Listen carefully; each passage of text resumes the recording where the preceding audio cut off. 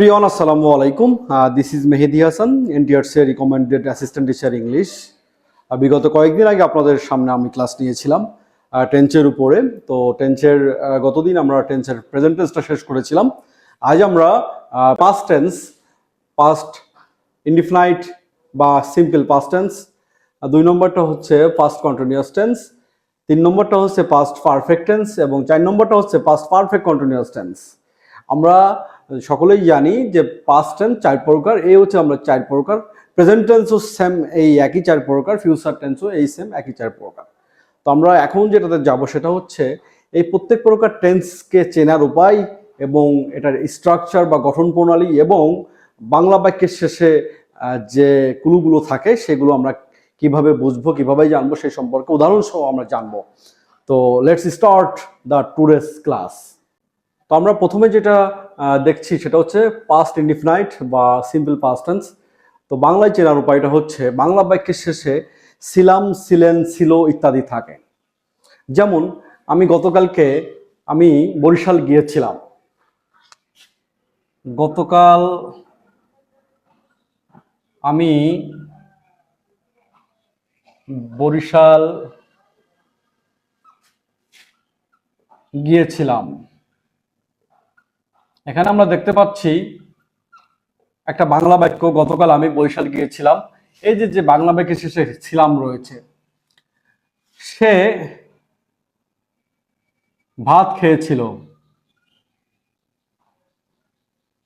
সে ভাত খেয়েছিল। বাংলা বাক্যের শেষে ছিল রয়েছে। তো এই ধরনের বাক্যগুলো সাধারণত পাস্ট ইনডিফিনাইট টেন্স বা সিম্পল পাস্ট টেন্স হয়ে থাকে। তো আমরা এখন যেটা দেখবো সেটা হচ্ছে স্ট্রাকচার বা গঠন প্রণালী। পাস্ট ইনডিফিনিট টেন্স আমরা কিভাবে ফাইন্ড আউট করব একটা বাক্য দেখে, স্ট্রাকচারগুলো আমরা জানবো। স্ট্রাকচার বাংলায় যেটাকে বলে গঠন প্রণালী। তো সকলে লক্ষ্য করবেন প্রিয় শিক্ষার্থীবৃন্দ,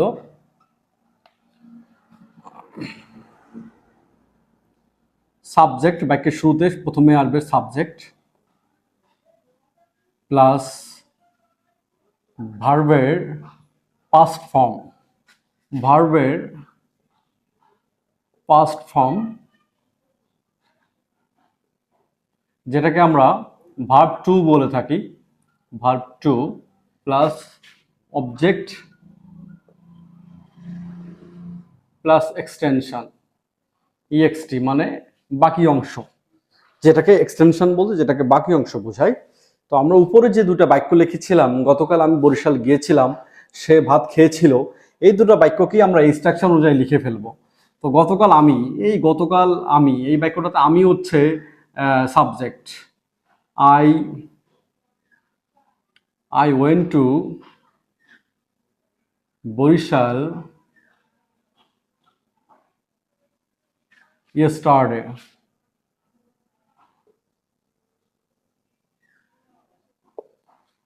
এখানে আইটা হচ্ছে সাবজেক্ট, ওয়েনটা হচ্ছে ভার্ব টু বা ভার্বের পাস্ট ফর্ম, টু বরিশাল, কোথায় গিয়েছিলাম? বরিশালে গিয়েছিলাম।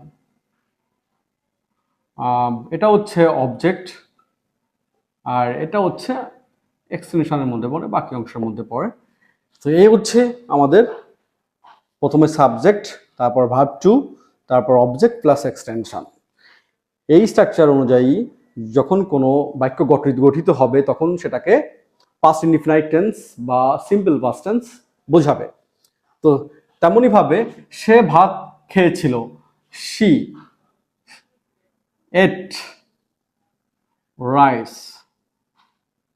এখানে sheটা হচ্ছে সাবজেক্ট, ate এটা হচ্ছে V2, এটা হচ্ছে অবজেক্ট, সে ভাত খেয়েছিল।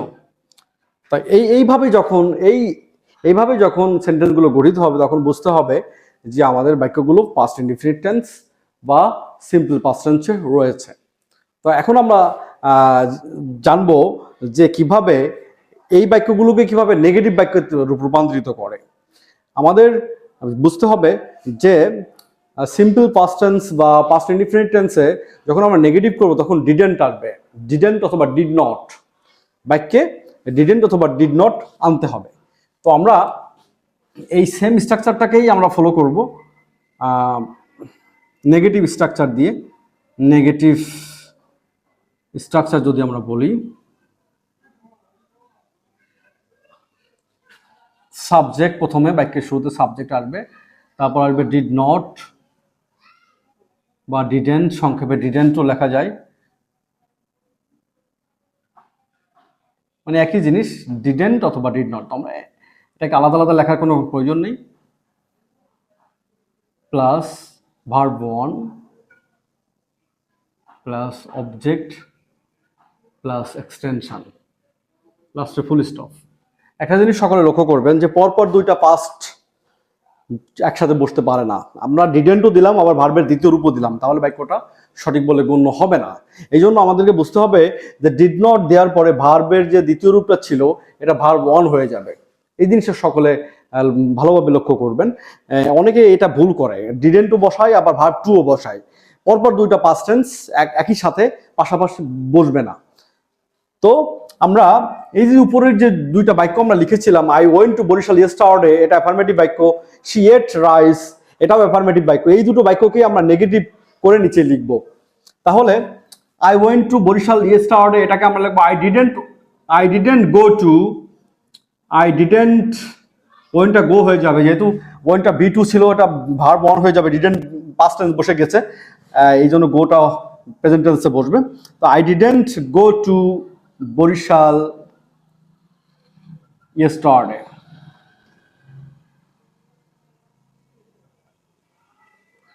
তারপরে শি এট রাইস, তাহলে she didn't ate rice, she didn't ate, এটটা হয়ে যাবে eat, she didn't eat rice, এটটা ভি ওয়ান আছে, ইট হচ্ছে ভি টু, সরি এটটা ভি টু আছে, ইট হচ্ছে ভি ওয়ান হয়ে যাবে, শি ডিডেন্ট ইট রাইস। এই হচ্ছে আমরা এটাকে নেগেটিভ করলাম, ঠিক আছে। তো এই একই বাক্যটাকে আমরা কিভাবে প্রশ্নবোধক করে সেটা আমরা জানবো। নেক্সট আমরা জানবো প্রশ্নবোধক কিভাবে করে, ঠিক আছে। এখন আমরা যে স্ট্রাকচারটা দেখবো, এই সিম্পল পাস্ট টেন্স, এটারই ইন্টারোগেটিভ স্ট্রাকচারটা দেখবো, মানে প্রশ্নবোধক। প্রশ্নবোধক কিভাবে করে, এখন আমরা জানি যে প্রশ্নবোধক দুই ধরনের হয়ে থাকে, একটা হচ্ছে হ্যাঁ বোধক করে প্রশ্নবোধক, আর হচ্ছে না বোধক করে প্রশ্নবোধক। যখন আমরা হ্যাঁ বোধক করে প্রশ্নবোধক করব তখন হচ্ছে ডিড আসবে, যখন না বোধক করে প্রশ্নবোধক করবো তখন ডিড নট আসবে বা ডিডেন্ট আসবে। তো আমরা ডিড এবং ডিড নট দুটোই লিখবো, ডিড অথবা ডিডেন্ট। এখন কথা হচ্ছে ডিড কখন বসবে, যখন হ্যাঁ বোধক হবে বাক্যটা, হ্যাঁ বোধক। আর ডিড নট হচ্ছে যখন না বোধক বা নেগেটিভ করে যখন আমরা বাক্যটিকে আমরা উপস্থাপন করব। প্রথমে ডিড অথবা ডিডেন্ট প্লাস সাবজেক্ট, তারপর হচ্ছে আমরা ভার্বের প্রেজেন্ট ফর্ম ভার্ব ওয়ান যেটাকে বলি, তারপর হচ্ছে অবজেক্ট প্লাস ইএক্সটি বাকি অংশ, লাস্টে প্রশ্নবোধক চিহ্ন। আমরা সকলেই জানি যে ইন্টারোগেটিভ সেন্টেন্স বা প্রশ্নবোধক বাক্যে লাস্টে সবার শেষে প্রশ্নবোধক চিহ্ন বসবে। তো আমরা উপরে যে বাক্য দুটা, আগে যে বাক্য দুটো আমরা লিখেছিলাম সেই দুটো বাক্যকেই আমরা এখানে লিখবো, ইন্টারোগেটিভ সেন্টেন্স করে লিখবো। তো আমরা প্রথম যে বাক্যটা লিখেছিলাম I went to Barishal yesterday, তো এই বাক্যটাকে যদি আমরা এখানে প্রশ্নবোধক করি তাহলে লিখতে হবে did I go to Barishal yesterday, লাস্টে প্রশ্নবোধক চিহ্ন। যদি আমরা সেম বাক্যটাকেই যদি আমরা নাবোধক করে করি তাহলে আমাদের কি আসবে, didn't I go to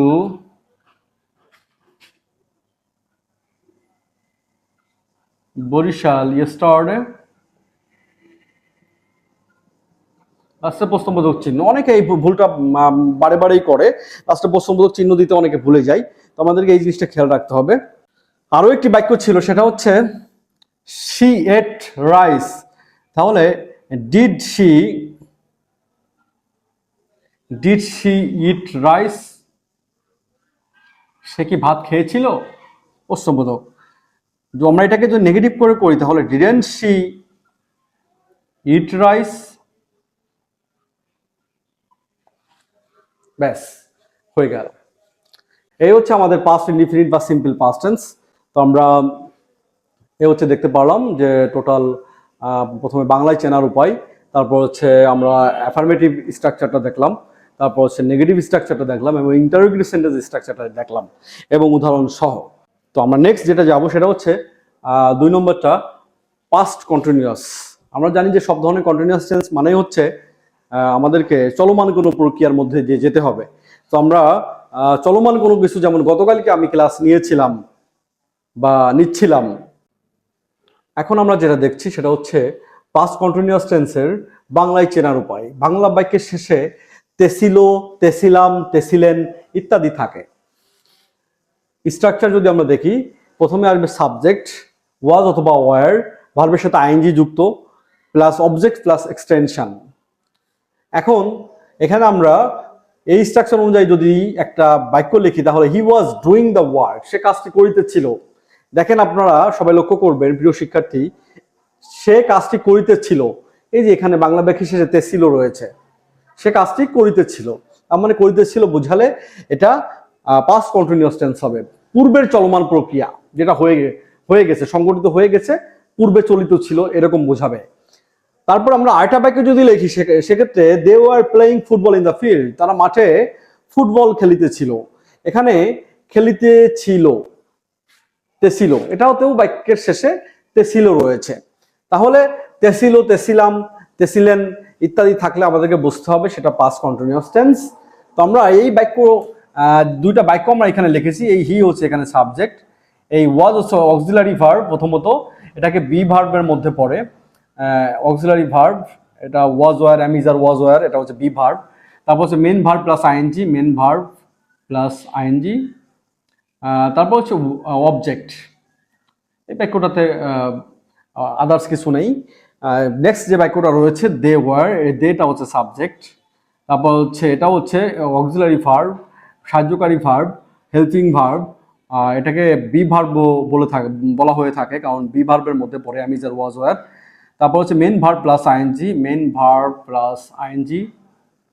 কি খেলিতেছিল? ফুটবল খেলছে, এটা হচ্ছে অবজেক্ট। আর ইন দ্য ফিল্ড এটা হচ্ছে এক্সটেনশনের মধ্যে পড়ে বাকি অংশ। তো এই হচ্ছে আমাদের পাস্ট কন্টিনিউয়াস টেন্সের অ্যাফার্মেটিভের যে স্ট্রাকচার সেটা আমরা দেখলাম, হ্যাঁ বোধকের স্ট্রাকচার। তেমনই ভাবে যখন আমরা নেগেটিভ স্ট্রাকচারটা করব, যদি আমরা নেগেটিভ স্ট্রাকচারটা ধরি, খুবই সহজ। নেগেটিভ স্ট্রাকচারটা হচ্ছে এই যে ওয়াজ ওয়ার, এরপরে জাস্ট একটা নট বসবে, প্লাস নট, এতটুকুই পার্থক্য, বাদ বাকি সবই একই থাকবে। He was not doing the work, they were not doing playing football in the field. তাহলে আমরা কিছুক্ষণ আগে যেটা করেছিলাম পাস্ট ইনডিফিনিট টেন্স বা সিম্পল পাস্ট টেন্স, ওটা থেকে এটা একটু সহজ। নেগেটিভের ক্ষেত্রে শুধুমাত্র ওয়াজ ওয়ারের সাথে নট যুক্ত হবে, বাদ বাকি সবই একই থাকবে। তো এখন আমরা দেখব ইন্টারোগেটিভ স্ট্রাকচার। পাস্ট কন্টিনিউয়াস টেন্সের ইন্টারোগেটিভ স্ট্রাকচার, বাক্যের শুরুতেই আসবে ওয়াজ অথবা ওয়ার। এখন ওয়াজ ওয়ার আসবে শুধুমাত্র বাক্যটি যদি ইন্টারোগেটিভ বাক্যটি যদি হ্যাঁ বোধক হয় তাহলে ওয়াজ ওয়ার আসবে, আর যদি বাক্যটি না বোধক করে করতে হয় তাহলে ওয়াজেন্ট অথবা ওয়ারেন্ট। তারপর সাবজেক্ট ভার্বের সাথে আইএনজি বা মূল ভার্বের সাথে ING, plus object plus extension, লাস্টে প্রশ্নবোধক চিহ্ন। আমরা সকলেই জানি যে ইন্টারোগেটিভ সেন্টেন্সে আমাদের বাক্যের শেষে প্রশ্নবোধক চিহ্ন দিতেই হবে। তো যদি আমরা উপরের যে বাক্যগুলো আমরা লিখেছিলাম সেই বাক্যটাকে যদি আমরা প্রশ্নবোধক করি, একটা হচ্ছে হ্যাঁ বোধক করে, একটা না বোধক করে, তাহলে was he doing the work, সে কি কাজটি করিতেছিল। আর একটা বাক্য হচ্ছে wasn't he doing the work, সে কি কাজটি করিতেছিল না।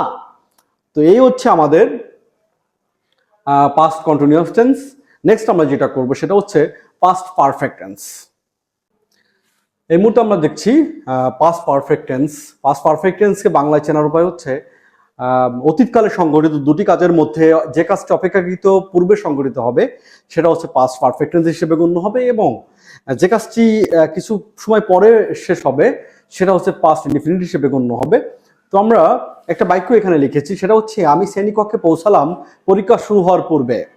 এখানে দেখেন দুইটা কাজ, আমি শ্রেণীকক্ষে পৌঁছালাম পরীক্ষা শুরু হওয়ার পূর্বে, তার মানে পরীক্ষা শুরু হয়েছে একটু পরে, আর আমি আগে পৌঁছাইছি শ্রেণীকক্ষে, আমি আগে পৌঁছাইছি তারপরে পরীক্ষা শুরু হয়েছে, এখানে দুটো কাজ। তো আমি এখানে শ্রেণীকক্ষে পৌঁছানোটা আগে সংগঠিত হয়েছে, এই জন্য এই অংশটা হবে হচ্ছে পাস্ট পারফেক্ট, এবং পরীক্ষা শুরু হওয়া এটা হবে পাস্ট ইনডিফিনাইট। তো এখন আমরা এই যে পাস্ট পারফেক্ট টেন্সের স্ট্রাকচার এটা আমরা দেখব। পাস্ট পারফেক্ট টেন্সের স্ট্রাকচারটা হচ্ছে subject plus had plus verb 3 plus object plus extension. তো আমরা I had reach the classroom, এখানে আইটা হচ্ছে সাবজেক্ট, এই হ্যাডটা হচ্ছে অক্সিলারি ভার্ব, বা এটাকে আমরা হ্যাভ ভার্বের একটা অংশ বলতে পারি। এটা হচ্ছে V3। আমরা জানি হ্যাভ হ্যাজ হ্যাড এই অক্সিলারি ভার্বগুলোর পরে সবসময় ভার্বের তৃতীয় রূপ বসে। তো আমরা I had reached the classroom, এখানে ক্লাসরুমটা হচ্ছে অবজেক্ট। এরপরে যে বিফোরটা বসেছে আমরা জানি যে এই ধরনের বাক্যে বিফোর বসে মাঝে। এরপরে দ্য এক্সামিনেশন এটা হচ্ছে সাবজেক্ট, আর এই স্টার্টেড এটা হচ্ছে V2। ঠিক আছে, এটা হচ্ছে বিফোরের পরে যে অংশটা রয়েছে এটা পাস্ট ইনডিফিনাইট হিসেবে গণ্য হবে, এবং বিফোরের আগে যে অংশটা রয়েছে এটা পাস্ট পারফেক্ট টেন্স হিসেবে গণ্য হবে। তো আমরা সিঙ্গেল আরেকটা বাক্য যদি লিখি, খুবই পরিচিত একটা বাক্য,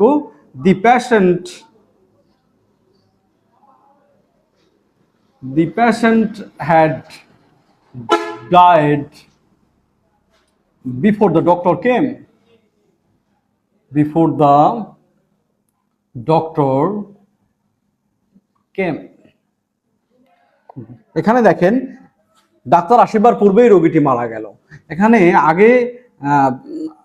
আগে রোগীটি মারা গিয়েছে, তারপর ডাক্তার এসেছে। তো দি প্যাশেন্ট এটা হলো সাবজেক্ট, আর হ্যাডটা হচ্ছে অক্সিলারি ভার্ব, এটা হচ্ছে ভার্ব 3, এটা হচ্ছে মাঝখানে এই বিফোর এখানে প্রিপোজিশন হিসেবে বসেছে বা লিঙ্কার হিসেবে বসেছে। তারপর হচ্ছে দি ডক্টর হচ্ছে এখানে সাবজেক্ট, আর এটা হচ্ছে ভার্ব 2। ওকে, এই হচ্ছে ব্যাপার। তো আমরা এই ধরনের বাক্যগুলোকে যখন আমরা ইন্টারোগেটিভ করব বা নেগেটিভ করব, তখন যখন আমরা নেগেটিভ করব তখন হ্যাডের সাথে নট যুক্ত করব, আর যখন আমরা ইন্টারোগেটিভ করব তখন হ্যাডটাকে বাক্যের শুরুতে নিয়ে আসবো। আমরা সিঙ্গেল হ্যান্ডে একটা বাক্য যদি আমরা ইন্টারোগেটিভে লিখি, প্রথমে একটা নেগেটিভ বাক্য লিখব, সেটা হচ্ছে he had not done the work. He had not done the work. এই যে বাক্যটা আমরা লিখেছি এটা সিঙ্গেল একটা বাক্য, এটাকে আমরা ওই দুইটা ঘটনা উল্লেখ করে এই বাক্যটা তৈরি করিনি। তো এই বাক্যটাকেই যখন আমরা ইন্টারোগেটিভ করব,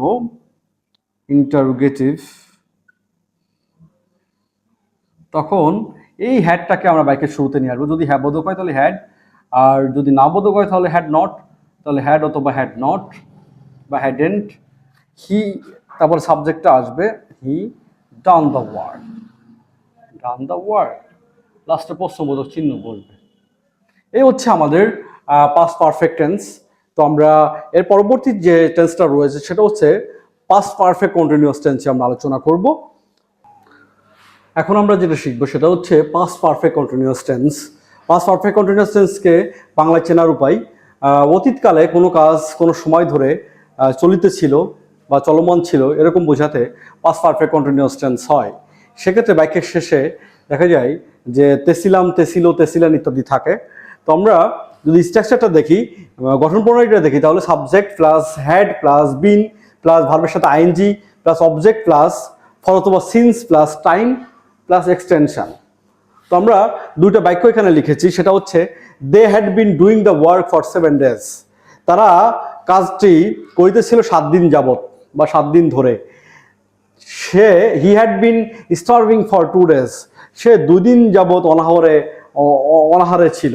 তো এখানে এই দুইটা বাক্যই পাস্ট টেন্সে রয়েছে, এবং এই বাক্য দুটি চলমান ছিল এবং কোনো সময় ধরে চলমান ছিল বিধায় এখানে ফর অথবা সিন্স বসেছে, এখানে ফর বসেছে।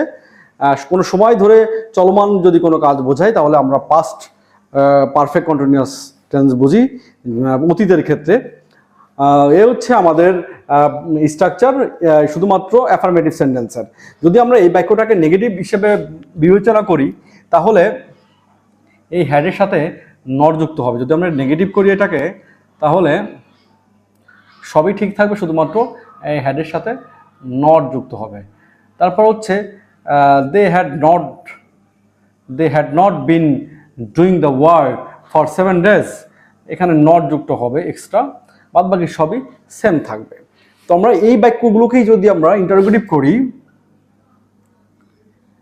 ইন্টারোগেটিভ, তো এখানে আমরা দেখতে পাচ্ছি পাস্ট পারফেক্ট কন্টিনিউয়াস টেন্সের ইন্টারোগেটিভের স্ট্রাকচারটা, সেটা হচ্ছে হ্যাড প্লাস হ্যাড অথবা হ্যাডেন্ট। হ্যাড বসবে হচ্ছে হ্যাঁ বোধকের ক্ষেত্রে, আর হ্যাডেন্ট বসবে না বোধকের ক্ষেত্রে। তো যখন আমরা জানি যে ইন্টারোগেটিভ সেন্টেন্স দুইভাবে করা যায়, একটা হ্যাঁ বোধক করে, একটা না বোধক করে, অর্থাৎ অ্যাফার্মেটিভ, নেগেটিভ। তো আমরা যখন হ্যাঁ বোধক করে করবো তখন শুধুমাত্র হ্যাড নিয়ে আসবো, আর যখন না বোধক করে করবো তখন হ্যাডেন্ট নিয়ে আসবো। তো হ্যাড অথবা hadn't plus subject plus been plus ভার্বের সাথে ING plus object plus for অথবা since plus time plus extension, এই হচ্ছে স্ট্রাকচার। তারপর হচ্ছে আমরা বাক্য যদি দুইটা লিখি, উপরে যে দুইটা বাক্য ছিল এই বাক্য দুইটাকেই যদি আমরা ইন্টারোগেটিভ করি, এটা হ্যাঁ বোধক করে করবো, একটা না বোধক করে করবো। Had they been doing the work for 7 days, আর একটা বাক্য hadn't they been doing the work for 7 days। এখানে একটু পার্থক্য আপনারা লক্ষ্য করবেন, একটা হ্যাড আছে, একটা হ্যাডেন্ট আছে। এর কারণ হচ্ছে এই বাক্যটা হচ্ছে হ্যাঁ বোধক করে আমরা ইন্টারোগেটিভ করেছি, এই জন্য হ্যাড বসেছে, আর নিচেরটা হচ্ছে আমরা না বোধক করে বা নেগেটিভ করে আমরা ইন্টারোগেটিভ করেছি, এই জন্য হ্যাডেন্ট বসেছে। এ হচ্ছে তফাৎ। আমরা ট্রান্সফরমেশনের ক্ষেত্রে বা চেঞ্জিং সেন্টেন্সের ক্ষেত্রে এরকম কিছু পার্থক্য লক্ষ্য করে থাকি। তো এ হচ্ছে আমাদের আজকের পাস্ট টেন্সের class. That's all for today. আশা করি সকলে ভালো থাকবেন এবং প্রিয় শিক্ষার্থীরা আপনারা এই অনলাইন ক্লাস থেকে উপকৃত হবেন এবং আমার পেজটিকে সকলে ফলো করে আমার পাশে থাকবেন, এবং আমার ইউটিউব চ্যানেলেও এই ক্লাসটি আপলোড করা হবে, এবং আমার ইউটিউব চ্যানেলের পাশে থাকবেন এবং ইউটিউব চ্যানেলকে সবাই ফলো করবেন। ধন্যবাদ। আসসালামু আলাইকুম।